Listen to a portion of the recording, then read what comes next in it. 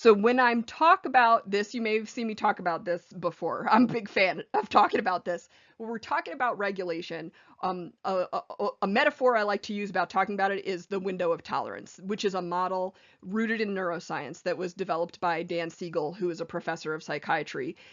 He developed this to support children's emotional well-being. It describes the optimum state in which we are able to function and thrive in everyday life. If we are within our window of tolerance, we can learn and play happily and do all of our stuff, right? But if we are outside our window of tolerance, we cannot do those things at all or as well.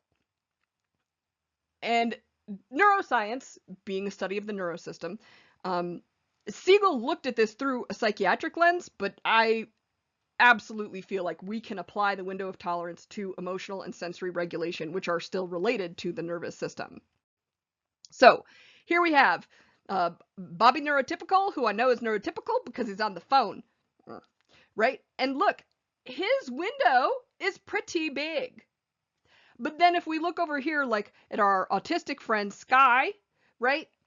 Their window is not so big, which means it's easier for them to get pushed out of their optimal range for existence. It doesn't mean they can't exist there. It just means it's easier to be outside of it, right? And look at Sky. They got their headphones on. They're feeling pretty regulated. I'd say they're in their window right now. They're feeling pretty good, right? But we have to think about this too, because if we're outside that optimal state, and being outside that optimal state, we know means we're going to be kind of less effective doing things in life, then it's going to affect our ability to access communication. It may affect which communication modality, which way we can communicate. So it may affect which communication modality we can access. So let's talk about that a little bit more. Okay, so here, look, little flappy red head. It's me, little baby Caroline, right? Okay, so here we go. On the left, here's happy little baby Caroline. Oh, stimming freely, happy flappies, woo, right? Window is pretty big. Can stay in that window pretty well. Another way I think about this is with a glass, right? That's another metaphor I use, right? So here, easier to stay in the window because my glass, not so full. I can handle it if we got some more water coming in there, right? But over here, whew, I don't have access to my tools. I don't have my little friend, right? I'm not able to do this. I'm suppressing these things. I'm in a loud environment, or just the electricity is making too much noise.